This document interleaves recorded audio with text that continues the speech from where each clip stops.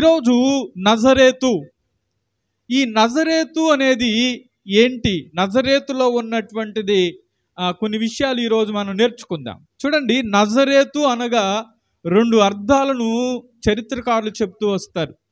ఒకటి, నజరేతు అనేది హీబ్రూ పదం, అది నజరేతు అని తెలుగు పదమే, దాన్ని నాట్ జర్ అనేటువంటి హీబ్రూ పదం నుంచి ఈ నజరేతు అనేది వచ్చింది. చూడండి, దీని అర్థం ఏంటంటే, మొదటి అర్థం నజరేతు అంటే అర్థం ఏంటంటే చిగురు అని అర్థం. రెండవ అర్థం ఏంటంటే కొండ మీద కట్టబడినటువంటి ఒక పట్టణం. ఆనాటి కాలంలో చాలా కొండలు ఉన్నాయి, ఆ కొండ పక్కనే కట్టబడినటువంటి, కొండ మీద కట్టబడిన పట్టణం ఈ నజరేతు. కాబట్టి ఈ రెండు ప్రాముఖ్యమైనటువంటి అర్థాలు మనం చూస్తాం. సరే, ఆనాటి కాలంలో ఈ పట్టణం యొక్క పరిస్థితి ఎలా ఉంది? పూర్వకాలంలో దావీదు పట్టణము అని మనం గమనిస్తాం. దావీదు పట్టణమందు నేడు రక్షకుడు మన కొరకు పుట్టాడు అంటే దావీదు పరిపాలించినప్పుడు అది రాజులు పరిపాలించేదే ఆ పట్టణం. అయితే రాను రాను ఆ పట్టణం ఎలా తయారైపోయిందంటే, ఒక విధంగా అది దొంగలు ఉండే ప్రాంతంగా మార్చబడింది. ఇంకో మాట చెప్పాలంటే అది నిష్ప్రయోజనమైనటువంటి గ్రామం. ఇలా చెప్పాలంటే అనాగరికులుగా జీవిస్తూ, అలాగే చీకటి ప్రాంతముగా, శపితమైనటువంటి ప్రాంతముగా, ఒక స్వల్పమైనదిగా అది ఎంచబడింది. ఇలాంటి గ్రామములో ఎవరు ఉండబోతున్నారంటే యేసుక్రీస్తు వారు అక్కడ ఉండాలనుకున్నాడు. దానికి స్తోత్రం చెప్దాం, హల్లెలూయా. అందుకనే అక్కడ రాయబడిన మాట, మరియా యోసేపులు దేవుని చేత ఏం చేయబడ్డారంటే, స్వప్నమందు దేవుని దూత చేత వారు ఏం చేయబడ్డారంటే బోధించబడ్డారు. దేవునికి స్తోత్రం చెప్దాం, హల్లెలూయా. అంతకుముందు మనం గత వారం నేర్చుకుందాం, ఏంటి, దేవుని దూత చేత ఎవరు బోధించబడ్డారు? పోయిన వారం చెప్పిన మాటల్లో చెప్పండి, ఎవరు బోధించబడ్డారు? అమ్మా, జ్ఞానులు బోధించబడలేదా? జ్ఞానులు ఏమన్నారు? ఎక్కడికి వారు ఒకవేళ దేవుని దూత చేత వారు బోధించబడకపోతే వారు డైరెక్ట్గా యేసుక్రీస్తు వారిని పూజించిన తర్వాత ఎక్కడికి వెళ్ళేవాళ్ళంటే హేరోదునొద్దకు వెళ్ళేవారు. కానీ దేవుని దూత చేత వారు బోధించబడింది ఏంటంటే, మీరు హేరోదునొద్దకు వెళ్ళొద్దు. దానికి స్తోత్రం చెప్దాం, హల్లెలూయా. వారు ఆ ప్రకారమే హేరోదునొద్దకు వెళ్లకుండా తమ దేశమునకు తిరిగి వెళ్ళారు. అదే దూత యేసేపుకు మరియుకు కనబడి ప్రత్యక్షమై అంటుంది కదా, ఇదిగో హేరోదు చిన్న బిడ్డలందరినీ చంపబోతున్నారు, మీరు ఐగుప్తికి వెళ్ళండి. ఎక్కడికి వెళ్ళండి? ఐగుప్తికి వెళ్ళండి. ఇప్పుడు ఎప్పుడైతే ఐగుప్తికి వెళ్ళండి అన్నారో ఆ మాట తీసుకుని వారు ఐగుప్తికి వెళ్ళిపోయారు. ఐగుప్తు నుంచి, ఐగుప్తులో హేరోదు చనిపోయిన తర్వాత మరొక వ్యక్తి పరిపాలిస్తున్నప్పుడు మీకే ప్రమాదం ఏం లేదు, మీరేం చేస్తారంటే ఐగుప్తులు ఇప్పుడు దాకున్నారు కదా, ఇప్పుడు ఏం చేస్తారంటే మీరు నజరేతు అనే ప్రాంతానికి వెళ్ళండి. దానికి స్తోత్రం చెప్దాం, హల్లెలూయా. యేసుక్రీస్తు వారు చరిత్ర చెప్పే సత్యం ఏంటంటే, నజరేతులో ఉన్నప్పుడే మరియకు దేవుని దూత, గాబ్రియేలు దూత మాట్లాడింది. అలాగే ఈ నజరేతు అనేటువంటి ప్రాంతం యేసేపు ప్రాంతం. దానికి స్తోత్రం చెప్దాం, హల్లెలూయా. ఇప్పుడు యేసేపు నజరేతులో ఉండేవాడు కాబట్టి, యేసేపు ప్రాంతం కాబట్టి వీరు 30 సంవత్సరాలు యేసుక్రీస్తు వారు నజరేతులోనే నివసించాడు. దేవునికి స్తోత్రం చెప్దామా, హల్లెలూయా. అంటే పుట్టి పెరిగిన ప్రాంతం అంతా కూడా ఏ ప్రాంతం అంటే నజరేతు. చెప్పండి, యేసుక్రీస్తు వారు పుట్టి పెరిగిన ప్రాంతం పేరు నజరేతు. ఇప్పుడు మనల్ని అడుగుతారు ఎవరన్నా, మీ ప్లేస్ ఎక్కడండి అంటారు. ఇప్పుడు పరిచర్యలో ఉన్నాను కదా, పరిచర్యలో ఒకవేళ కారంచెల్లో ఉన్నా మీరు ఎక్కడి నుంచి వచ్చారు అంటారు. నేను ఎక్కడి నుంచి వచ్చారంటే ఏం చెప్పాలి? అంతే కదా, మాది కర్లపాలెం అండి. సో కర్లపాలెంలోనే నేను పుట్టాను, అక్కడే పెరిగాను.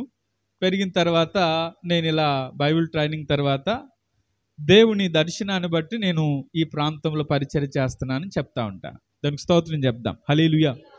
ఇప్పుడు ఒకవేళ ఎక్కడన్నా వేరే ప్రాంతానికి వెళ్ళినప్పుడు ఒకవేళ మన ప్రాంతం వాళ్ళు కనపడితే కర్లపాలెమేనండి, మాది కూడా కర్లపాలెమేనని అంటూ ఉంటారు.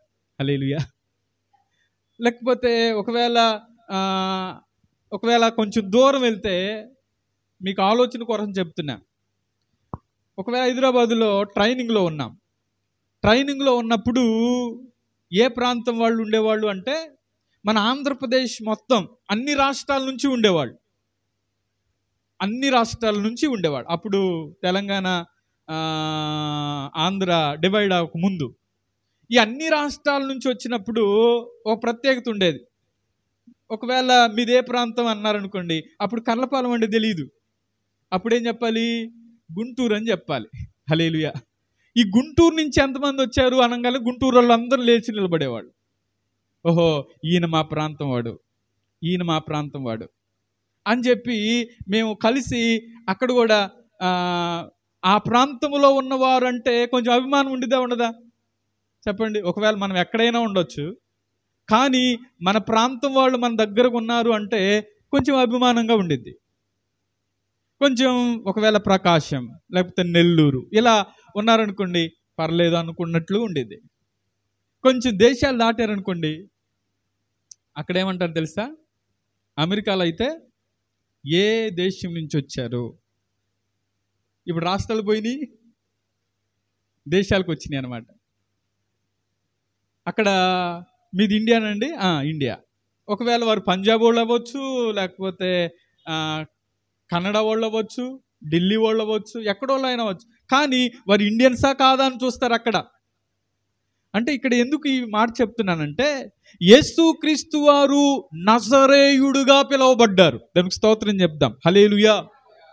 ఈ గ్రామం నజరేతు అనేటువంటి గ్రామం అల్పమైనదే.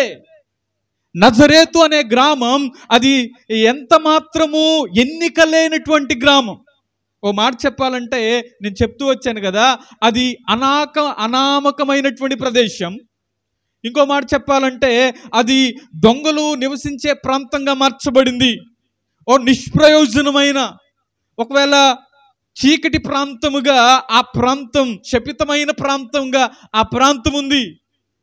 ఆ ప్రాంతములో దేవుని దూత చేత బోధించబడిన వారై ఎక్కడికి వెళ్ళారంటే, యేసేపు మరియులు నజరేతు అనే ఊరికి వెళ్ళారు. దానికి స్తోత్రం చెప్దాం. హల్లెలూయా. అందుకని అక్కడ ఒక మాట రాయబడతా ఉంది.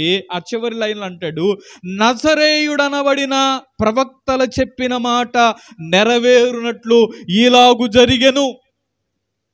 అలా జరగడానికి గల కారణం ఏంటంటే, ప్రవక్తలు ముందుగానే చెప్పారు, ఈయన నజరేయుడని పిలువబడతాడు.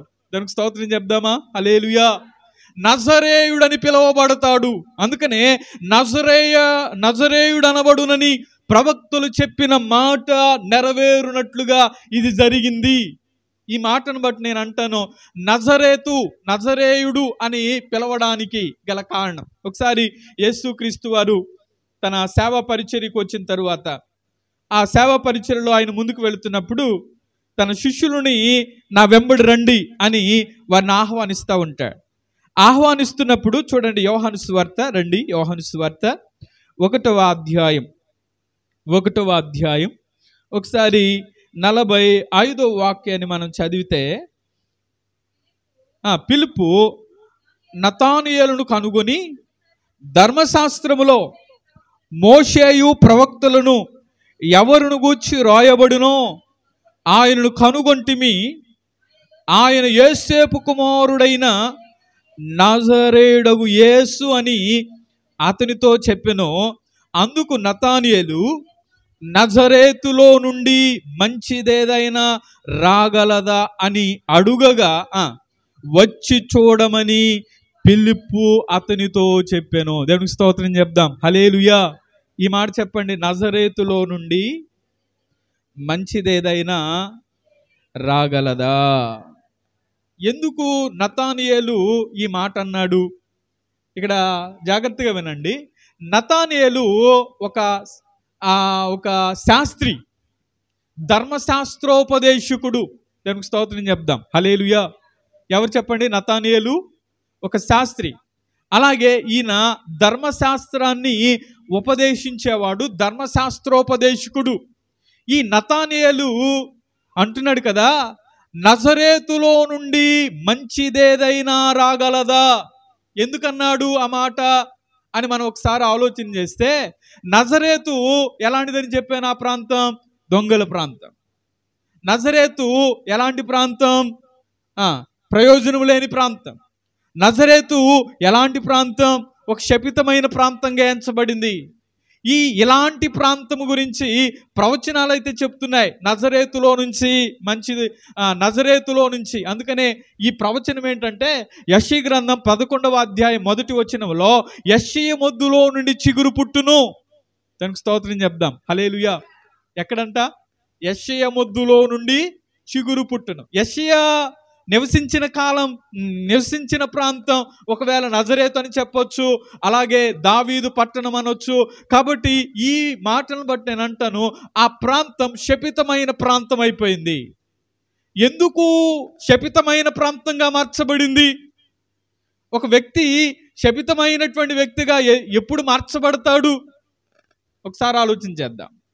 ఆ ప్రాంతం ఎందుకు శపితమైపోయింది? నేను అంటాను, ఒకే ఒక మాట చెప్తాను, దేవుని మాట వినకపోతే ఆ ప్రాంతం ఎలా అయిపోయిందంటే శపితమైన ప్రాంతంగా మార్చబడి. దేవునికి ఎవరు శపితమైన ప్రజలుగా కనపడ్డారు అంటే, మనం సొదొమను చూస్తే సొదొమ ప్రజలు దేవుని దృష్టికి ఘోరమైన వారుగా కనపడ్డారు. దేవుడు ఒకరోజు చూసి, ఈ ప్రాంతంలో ఉన్న వారందరినీ నేను నాశనం చేద్దాం అనుకున్నప్పుడు ఆ ప్రాంతంలో ఒక వ్యక్తి కనపడ్డాడు. ఎవరంటే నీతిమంతుడిగా లోతు ఉన్నాడు. అబ్రహాము స్నేహితుడు కాబట్టి అబ్రహాం దగ్గరికి వెళ్ళి అంటాడు, ఏమంటాడంటే, ఇదిగో సొదొమను నేను నాశనం చేయబోతున్నాను, ఏం చేద్దాం అనంటే, అబ్రహాం అంటాడు దేవునితో మాట్లాడుతూ, అయ్యా, ఒకవేళ నీతిమంతులు 50 మంది నీతిమంతులు ఉంటే, ఒకవేళ నువ్వు అగ్ని కురిచి ఒకవేళ చంపేస్తే నీతిమంతులు కూడా చనిపోతారు కదా. సరే అబ్రహాం, ఏం చేస్తానంటే నీతిమంతులు తప్పిస్తాను కానీ అని అంటూ, ఒకవేళ స్నేహితుడిగా ఉన్న అబ్రహాంకి డౌట్ వచ్చింది, 50 మంది అన్న ఉన్నారు అక్కడ, 50 మంది అన్న ఉన్నారా అని అంటాడు, ఇంకో మాట అడుగుదాం, అయ్యా 50 మంది ఉండరేమో కానీ ఓ 40 మంది ఉంటే రక్షిస్తావా అన్నాడు. సరే అని దేవుడు అంటుంటే మరలా డౌట్ వచ్చింది, మరలా ప్రార్థన చేస్తున్నాడు, మరలా అడుగుతున్నాడు, అయ్యా 30 మంది ఉంటే రక్షిస్తావా? మరలా అంటున్నాడు, 20 మంది ఉంటే రక్షిస్తావా? మరలా అంటున్నాడు, 10 మంది ఉంటే రక్షిస్తావా? దేవుడు అన్నాడు, ఫైనల్ 10 మంది ఉంటే రక్షిస్తా. హల్లెలూయా. సంఘంలో 10 మంది ఉంటే దేవుడు ఆ సంఘాన్ని గొప్ప చేయునుగాక. మంది అవసరం లేదు, కానీ ఉన్నవారు స్థిరంగా ఉంటే అందుకని గొప్ప భాగ్యం ఉండదు. హల్లెలూయా. మిమ్మును బట్టి మీ పట్టణాన్ని దేవుడు కాపాడునుగాక. 10 మంది ప్రార్థించేవారు ఉంటే ఆ సంఘం దీవెనకరంగా ఉన్న సంఘమే. ఆమె ఏం చెప్పండి, ఎంతమంది? 10 మంది. లెక్కేసుకోవడానికి కాదు. హల్లెలూయా. 1 2 3 4 అని లెక్కేసుకోవడానికి కాదు. ప్రార్థించేవాళ్ళు, ప్రయాసపడేవాళ్ళు, దేవుని కొరకు నిలబడేవాళ్ళు, ఎన్ని కష్టాలు వచ్చినా ఎన్ని నష్టాలు ఎదునా దేవుని కొరకు నిలబడేటువంటి వారు ఒక 10 మంది ఉంటే చాలు. ఒకవేళ ఈ ప్రాంతంలో ఒక 2 నిలబడ్డారు, ఆ నిలబడిన కారణం చేత ఈరోజు ఈ సంఘం ఉంది. హల్లెలూయా. ఆమె అవునంటారా కాదంటారా? 2 తలకాయలు లాంటి వాళ్ళు. వాళ్ళ తర్వాత మన పిలకలం. ఏం చెప్పాలి? వాళ్ళ తర్వాత వచ్చిన వాళ్ళందరం పిలకలమే. ఈరోజు ఆ సమయంలో అంటాడు, అయ్యా 10 మంది ఉంటే ఆ పట్టణాన్ని నేను కాపాడుతాను. కానీ తీరా చూస్తే, అబ్రహాం చూస్తే అక్కడ ఎవరు లేరు, 10 మంది కూడా లేరు. లోతు కుటుంబం, వారి పిల్లలు మాత్రమే నీతిమంతులుగా ఉన్నారు. అంటాడు, దూతను పంపించి, రండి, దీన్ని నాశనం చేయబోతున్నాం. వారు బయటకు వచ్చిన తర్వాత సొదొమ కాలిపోయింది. ఈరోజు మన జీవితాల్లో మనల్ని బట్టి మన ప్రాంతం క్షేమంగా ఉండాలి అంటే మనల్ని దేవుడు చూచునుగాక. ఇప్పుడు నజరేతు అనేది ఎలాంటిదంటే శపితమైన ప్రాంతంగా మార్చబడింది. నేను ఈ కోణం ఎందుకు చెప్తున్నానంటే, దేవుని మాట విననప్పుడే ఆ ప్రాంతంలో ఏమొచ్చిందంటే శాపం వచ్చింది. ఈరోజు మన కుటుంబాల్లో కూడా ఒకవేళ శాపం ఏలుబడి చేస్తూ ఉంటే, ఒకవేళ దేవుని మాట వినకపోతే నష్టమే కానీ ఆశీర్వాదం ఉండదు. ఆ ప్రాంతం శపితమైపోవడానికి గల కారణం, ఆ ప్రాంతం ఎన్నిక లేనిదిగా మార్చబడడానికి గల కారణం దేవుని మాట వినేవారు లేరు. ఇంకో సందర్భం కూడా చెప్తా.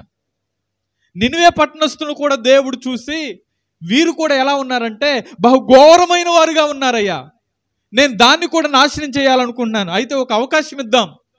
ఆ అవకాశం ఏంటంటే యోనాను పంపించి చూస్తాను. యోనాను పంపిద్దామంటే యోనా గురించి మనకు తెలుసు కదా. ఎక్కడికి వెళ్ళమన్నాడు యోనాని?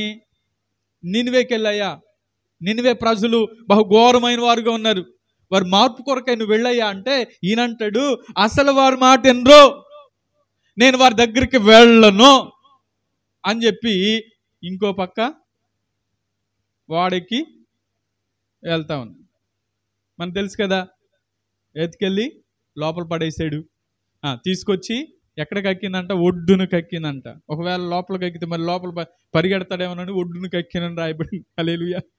చదువుతున్నప్పుడు చాలా ఆశ్చర్యం, దేవుడు చేసే కార్యాలు ఎలా ఉంటాయంటే, ఒకవేళ ఆ నీళ్ళలోని కక్కితే నేను నీళ్ళలో లోపలికి వెళ్తాను అని అంటాడేమోనని ఒడ్డును కక్కినని రాసింది.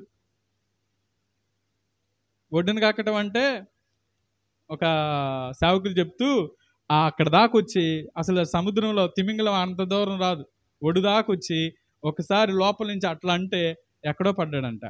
హల్లెలూయా. అక్కడికి వెళ్ళి మాట చెప్పిన తర్వాత, వర్తమానం చెప్పిన తర్వాత ఆ 1,20,000 మంది మార్పు చెందారు. దానికి స్తోత్రం చెప్దాం. హల్లెలూయా. ఎంతమంది మార్పు చెందారు? 1,20,000 మంది మార్పు చెందడానికి దేవుని సాధనం యోనా. వారు విన్నారు కాబట్టి అక్కడ రాస్తాడు, వారి చెడుతనమును మానుకొనగా. ఏం మానుకున్నారంట? చెడుతనాన్ని వారు మానుకొనగా వారు ఏం చేయబడ్డారంటే వారు బ్రతికారు. ఈరోజు మన జీవితంలో కూడా, మన ప్రాంతంలో కూడా, మన కుటుంబాల్లో కూడా, మన జీవితాల్లో కూడా మనం దేవుని యొక్క ఆశీర్వాదాన్ని చూడాలంటే మనం దేవుని మాట తప్పకుండా వినాలి. దానికి స్తోత్రం చెప్దాం. 2 చేతుల పైకి చెప్దాం, గట్టిగా చెప్దాం. అది ఆ సౌండ్ రావాలి. కాబట్టి మన జీవితాల్లో నజరేతు అనేది ఒక చీకటి ప్రాంతముగా మార్చబడడానికి నేను అనుకుంటాను అక్కడ దేవుని మాట వినేటువంటి వారు తక్కువైపోయారు. ఒకవేళ ఆ ప్రాంతంలోనే దేవుని మాట వినేవారు కూడా ఉన్నారు. వారు ఎవరు అంటే యేసేపు మరియలు. దేవుని చేత వారు బోధించబడి వారు ఆత్మ నడిపింపులో ముందుకు వెళ్ళినట్లుగా మనం చూస్తాం. ఈరోజు నజరేతును దేవుడు ఎందుకు హెచ్చించాడు? నజరేతు హెచ్చించబడడానికి గల కారణం ఏంటి? అందుకనే అక్కడ రాయబడిన మాట, ప్రవక్తల చేత ప్రవక్తలు ఏదైతే చెప్పారో అది నెరవేరునట్లుగా. నజరేతు నుంచి మంచిదేదైనా రాగలదా? మంచిది అంటే యేసుక్రీస్తు వారు రావడమే మంచిది. దేవునికి స్తోత్రం చెప్దాం. హల్లెలూయా. అందుకనే నజరేయుడు ప్రవక్తల చేత హెచ్చించబడిన నజరేతు గ్రామాన్ని గురించి రాయబడుతున్న మాట నిజమే. నజరేతు నుంచి మంచిది వస్తుంది, వచ్చి చూడండి. పిలుపు అంటున్నాడు నతనేలు ఒక శాస్త్రి, ధర్మశాస్త్రోపదేశకుడు అయినా ఆయన అంటున్నాడు నజరేతు నుంచి మంచిదేదైనా రాగలదా అంటే వచ్చి చూడండి. ఇదిగో వచ్చాడు మంచి వ్యక్తి. ఇదిగో ప్రవక్తలు చెప్పినట్లుగా, ఇదిగో ధర్మశాస్త్రంలో మోషే ప్రవక్తలు ఎవరి గురించి రాశారో ఆయన్నే నేను కనుగొన్నాను అని చెప్పాడు. దానికి స్తోత్రం చెప్దామా? హల్లెలూయా. మొదటిది ప్రవక్తల చేత హెచ్చించబడిన నజరేతు, మొదటి విషయం. రెండవది ఆనాటి కాలంలో పట్టణాలు, మంచి మంచి పట్టణాలు ఉన్నాయి. మీకు చెప్పాలంటే యెరూషలేం ఒక గొప్ప పట్టణం, అలాగే రోమ్ ఇంకా అద్భుతమైన పట్టణం, ఏథెన్స్ సిటీ, ఏథెన్స్లో చాలా వ్యాపారం జరుగుతూ ఉండేది. గొప్ప గొప్ప పట్టణాలు ఉన్నాయి. కానీ దేవుడు తను ఈ భూమి మీదకి రావడానికి ఎన్నుకున్నటువంటి, నివసించడానికి ఏర్పాటు చేసుకున్న ఓ ప్రాంతం ఏంటి అంటే నజరేతు. ఈరోజు ఆలోచన చేద్దాం. అందుకనే ప్రవక్తల చేత హెచ్చించబడిన నజరేతు. రెండవది చూడండి, మార్కు సువార్తలోనికి రండి, 16వ అధ్యాయం. మార్కు సువార్త 16వ అధ్యాయం 6వ వాక్యంలో ఈ మాట మనకు కనబడుతుంది. మార్కు సువార్త 16వ అధ్యాయం 6వ వాక్యం. అక్కడ ఏమంటాడంటే, అందుకతడు కలవరపడకుడి, సిలువ వేయబడిన నజరేయుడగు యేసును మీరు వెతుకుచున్నారు. ఆయన లేచి ఉన్నాడు, ఇక్కడ లేడు. వారు ఆయనను ఉంచిన స్థలమును చూడుడి. దేవునికి స్తోత్రం చెప్దాం. హల్లెలూయా. చూడండి, ఈ మాటలో ఏం కనబడుతుందంటే, సిలువ వేయబడిన నజరేయుడగు యేసును మీరు వెతుకుచున్నారు. యేసుక్రీస్తు వారు సిలువ వేయబడ్డారు. సిలువ వేయబడిన తర్వాత ఆయన్ని సమాధిలో పెట్టారు. ఆయన 3వ దినమున ఆయన పునరుద్ధానులై లేచాడు. అయితే అక్కడ పునరుద్ధానుడైన తర్వాత కొంతమంది స్త్రీలు ఉదయాన్నే వెళ్ళి చూస్తే సమాధి తెరవబడింది, ఆయన అక్కడ లేరు. అయితే దేవుని దూత అక్కడ నిలిచింది. అక్కడ ఉన్న వారితో చెప్తున్న మాట ఏమంటుందంటే, మీరు భయపడొద్దు, మీరు కలవరపడొద్దు. మీరు ఎవరిని వెతుకుతున్నారంటే నజరేయుడైన యేసును మీరు వెతుకుతున్నారు. అయితే ఆయన ఇక్కడ లేడు, ఆయన లేచి ఉన్నాడు. దేవునికి స్తోత్రం చెప్దామా? హల్లెలూయా. వారిలో ఉన్న కలవరమును తొలగించడానికి, ఇంకో మాట చెప్పాలంటే, నజరేయుడైన యేసును మీరు వెతుకుచున్నారు. ఈ మాట ఎవరు చెప్పారు అనంటే, దూత, పరలోకము నుండి దిగి వచ్చిన దూతల చేత చెప్పబడుతున్న మాట నజరేయుడైన యేసు. దానికి స్తోత్రం చెప్దాం. హల్లెలూయా. మొదటి మాటలో ప్రవక్తల చెప్పారు నజరేతు నుంచి నజరేయుడు అనబడతాడు అని. రెండవ మాటలో ఏమని పరలోకపు దూతలు చెప్తున్నారు. ఏమని చెప్తున్నారంటే, ఈయన నజరేయుడైన యేసు. దేవునికి స్తోత్రం చెప్దామా? హల్లెలూయా. మూడవది, ఆయన నజరేయుడుగా ఎలా పిలువబడ్డాడు అంటే, ఒకసారి యోహాను సువార్తలో 19వ అధ్యాయం 19వ వాక్యం మనం చదివితే అక్కడ ఒక మాట కనబడుతుంది. మరియు పిలాతు యూదుల రాజైన నజరేయుడగు యేసు అని పై విలాసము రాయించి సిలువ మీద పెట్టించెను. సిలువ మనం కొన్ని ఫోటోలు చూస్తున్నప్పుడు సిలువ వేయబడిన తర్వాత ఆ పైన ఒక బోర్డు పెట్టారు. తెలుసా ఏమని ఉండిద్ది? ఎవరన్నా గ్రహించిన వాళ్ళు చెప్పండి. సిలువ మీద పెట్టిన పైన ఒక బోర్డు పెట్టారు. ఆ బోర్డు మీద ఏముండిద్ది అమ్మా? INRI, అంతే కదమ్మా? INRI. ఐ అంటే ఇది లాటిన్ భాషలో రాశారు. ఐ అంటే ఐకి జేకి జీసస్ అన్న పదం వస్తుంది. లాటిన్లో ఐసస్ అంటారు అనుకుంటా. అందుకని ఐ అంటే అర్థం ఏంటంటే జీసస్. రెండవది ఎన్ అంటే నజరేతు, నజరేయుడు. ఆర్ అంటే రెక్స్ అంటారు. రెక్స్ అంటే కింగ్, అంటే రాజు. తర్వాత ఐ అంటే జూస్, అంటే యూదుడు. అందుకనే ఇక్కడ రాయబడిన మాటలో యూదుల రాజైన నజరేయుడైన యేసు. ఇప్పుడు ఇది ఎవరు రాయించారు? పిలాతు రాయించారు. ఇప్పుడు ప్రజల చేత హెచ్చించబడ్డాడు నజరేయుడైన యూదుల రాజు అని. అంటే ఇక్కడ నేను చెప్పే కోణం జాగ్రత్తగా వినండి. ఒకటి, ప్రవక్తల చేత ఆయన నజరేయుడుగా పిలువబడ్డాడు. రెండవది, దూతల చేత నజరేయుడుగా పిలువబడ్డాడు. మూడవది, అక్కడున్న ప్రజల ద్వారా నజరేయుడుగా, అంటే పిలాతు ద్వారా ఈయన నజరేయుడుగా పిలువబడ్డాడు. యూదుల రాజు అంటే నజరేయుడైన యూదుల రాజుగా ఆయన పిలువబడ్డాడు. అలాగే ఆయన నజరేయుడు అని ఇంకెవరి చేత పిలువబడ్డాడు అని మనం ఆలోచన చేస్తే ఆయన అపోస్తుల ద్వారా కూడా పిలువబడ్డాడు. ఒకసారి చూడండి, అపోస్తుల కార్యములు గ్రంథం 2వ అధ్యాయం 22వ వాక్యం. 2వ అధ్యాయం 22వ వాక్యం. ఇశ్రాయేలులారా, ఈ మాటలు వినుడి. దేవుడు నజరేయుడగు యేసు చేత అద్భుతాలను, మహత్కార్యాలను, సూచక క్రియలను మీ మధ్య చేయించి ఆయనను తన వలన మెప్పు పొందిన వానిగా మీకు కనపరిచెను. ఇది మీరే ఎరుగుదురు. దేవునికి స్తోత్రం చెప్దాం. హల్లెలూయా. ఇక్కడ అంటాడు, ఏమంటాడంటే అపోస్తుల చేత హెచ్చించబడినటువంటి నజరేత్.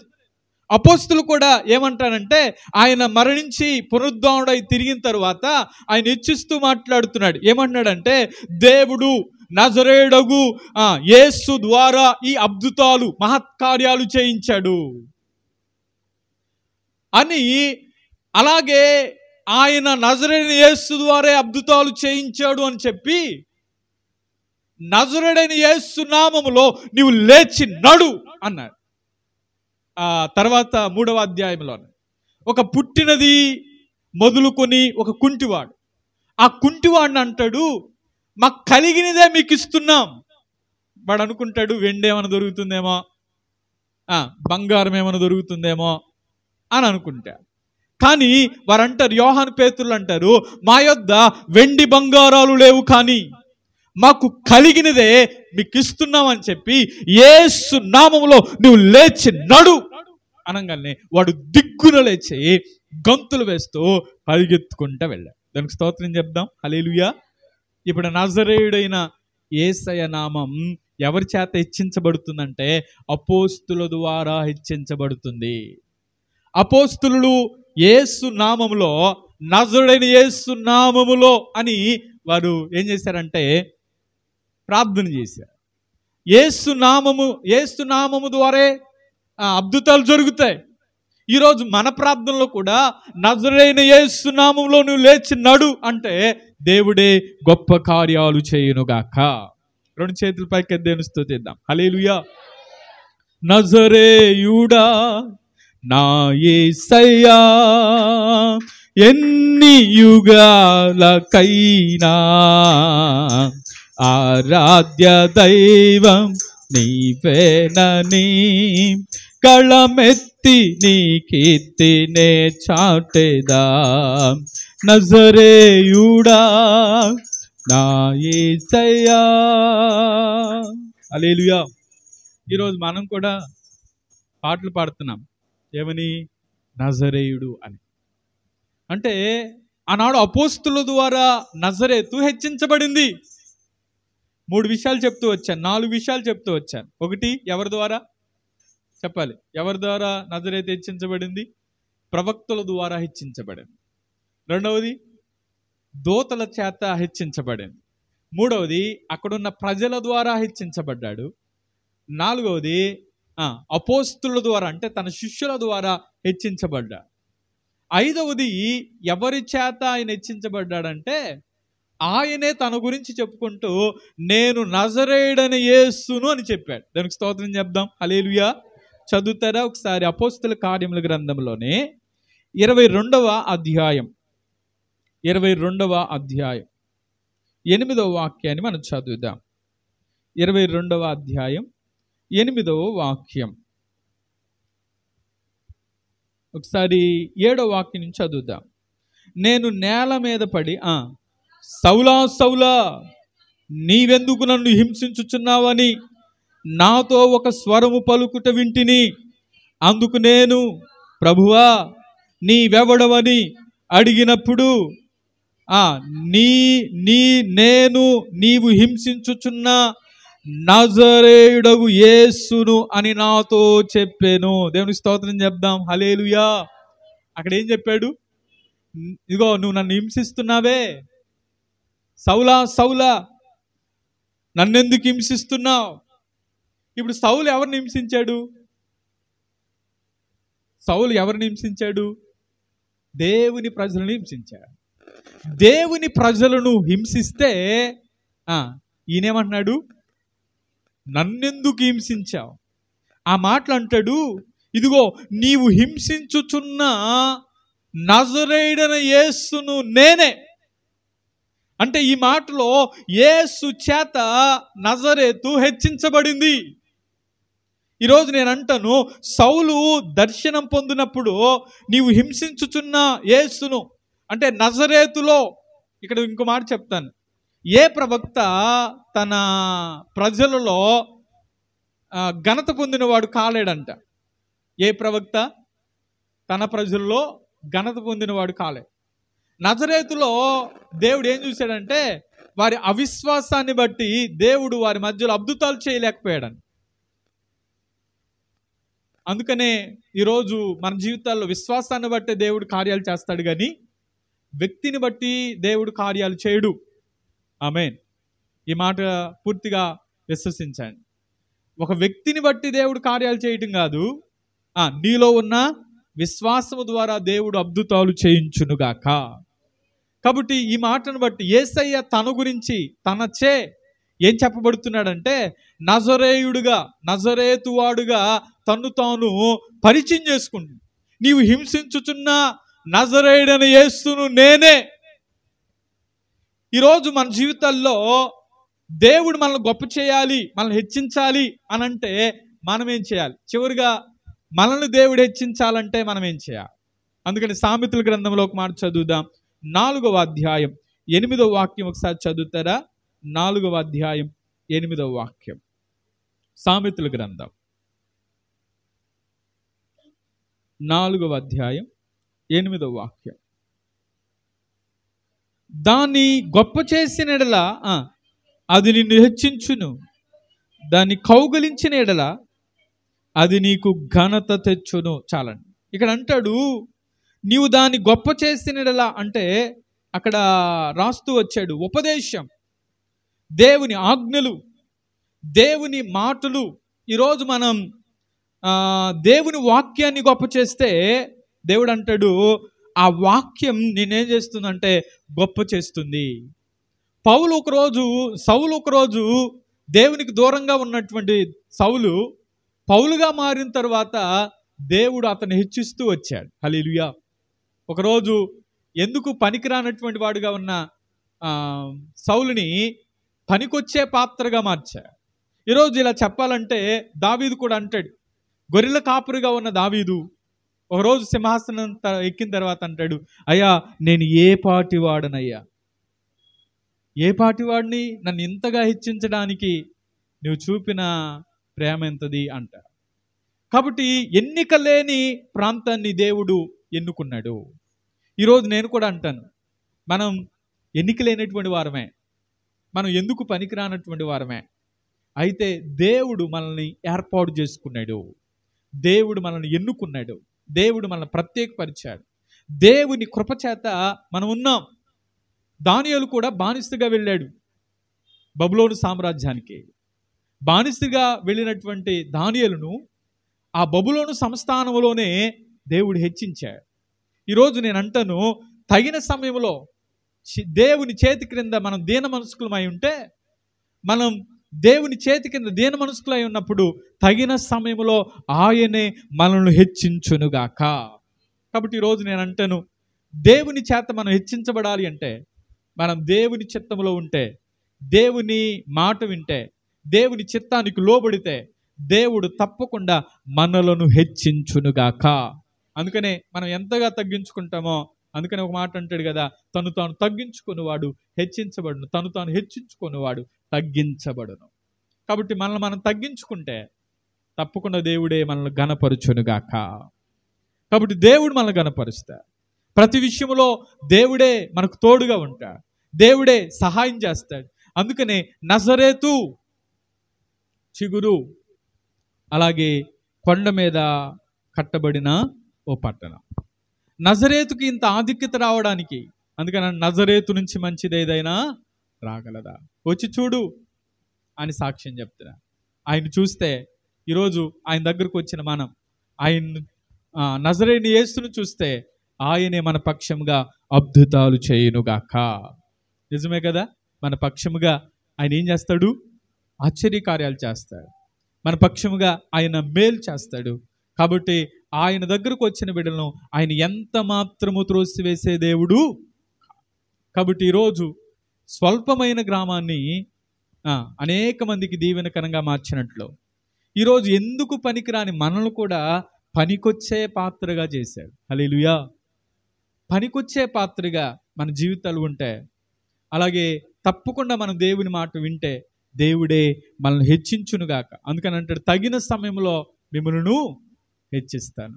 మీరేం చేయాలంటే ఆయన బలిష్టమైన చేతి కింద దీన మనస్కులై ఉన్నాడు. కాబట్టి దేవుని చేతిలో, దేవుని చేతి కింద దీన మనస్కులై ఉందాం.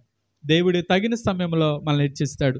నజరేతుని హెచ్చించిన దేవుడు, నజరేతును కోరుకున్న దేవుడు మనల్ని కూడా కోరుకుని, మనల్ని కూడా ప్రత్యేకపరిచి, మనల్ని కూడా బలపరిచి నడిపిస్తున్న దేవుని వైపు మనం చూద్దాం. ప్రభువా, మీరు మమ్మల్ని బలపరచండి ప్రభు అని ప్రార్థన చేద్దాం. అందరం తల ఉంచుదాం, కళ్ళు మూసుకుందాం, ప్రార్థన చేద్దాం. అందరం నజరేతు నుంచి మంచిదేదైనా రాగలదా? నిజమే, నజరేతు నుంచి మంచిది వచ్చింది. అందుకనే నజరేతు ఒక శపితమైందే. ఆ శపితమైన ప్రాంతాన్ని దేవుడు ఆశీర్వాదకరంగా మలిచాడు. ఈరోజు నజరేతు ప్రవక్తల చేత హెచ్చించబడింది, దేవుని దూతల చేత హెచ్చించబడింది, అలాగే పరలోక దూతల చేత, ప్రవక్తల చేత హెచ్చించబడింది. అక్కడున్న ప్రజలు ఆయన యూదుల రాజు, నజరేయుని యూదుల రాజు అని చెప్పారు.